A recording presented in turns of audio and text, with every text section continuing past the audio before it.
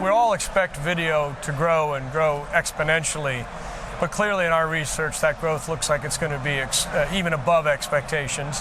80% of it will be encrypted video, so it presents an operator challenge of how do I understand what's on my network.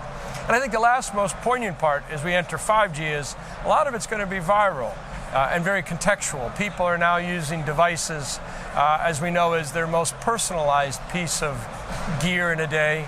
And with that, they're snacking on video, they're looking at new and original content and creating very different video experiences.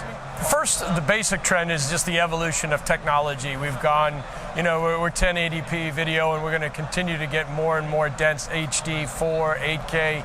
It keeps going. So that the technical capabilities of video formats and video delivery are exponentially improving. So that drives it by definition. But that isn't the only factor. The other factor is the way in which people are now looking at mobility and video and the intersection.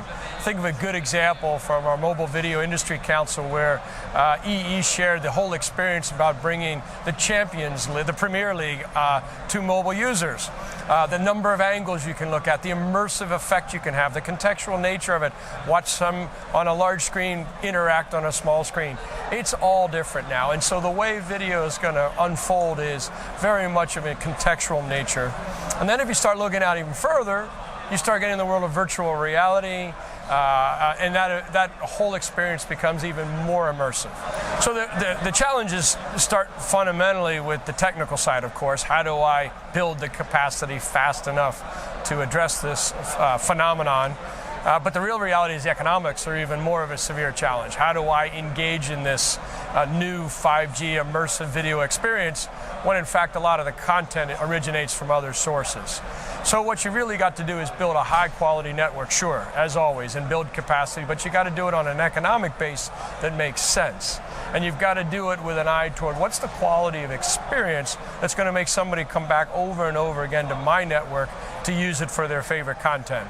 And those challenges are not easy, but there's a lot of new technology out there available that can make those challenges much more economically manageable. So clearly things like TCP acceleration or the acceleration of video improves the user experience, lowers the latency. That's a fundamental need in 5G. On the other side of it is, of course, the whole capability of being able to act in a viral nature, because a lot of this video either will originate spontaneously because an event is taking place and people are gathered. It might even start to originate from the very people themselves sharing the content as authors for mobile content. Or if you start to look at companies up in the valley, Silicon Valley where I come, Q-Link and some others, they're beginning to make specific mobile content. 10-minute episodes of shows such as the like. So with all that, you've got to be able to manage your RAN congestion, because these will not be predictable events. They'll be very difficult and unpredictable events. And so machine learning is a really important component, and that constant ability to do supervisory machine learning to improve and become more and more accurate in your predictions so that you can manage RAN congestion. Things like packet acceleration, which we do as another area, is really fundamentally important as it evolves so the experience can be quicker and faster. So we were out to create a spin-free zone. And we kind of felt as, a company our size and place in the market and expertise, it was a good opportunity to bring people together free of the commercialization of a vendor or marketing, but more around the topic of video. Because after all, by all accounts, it's going to be 90% of the operator traffic by the year 2020, if not even before that in some areas. So to get vendors together, to get operators together, even more importantly, to start sharing in a free environment, free of all the external pressures you typically feel.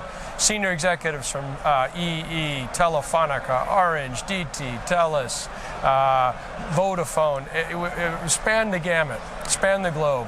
And what was great about it was we had people in that room that run networks, that know the experience and the challenge of it. And so that sharing allows them to start sharing best practices in a way that's very viral and very much something they control and own the content to, and we simply facilitate. And we had a really successful first event. In fact, the demand was so high that we're going to do it again, and we're inviting more operators to participate from around the world.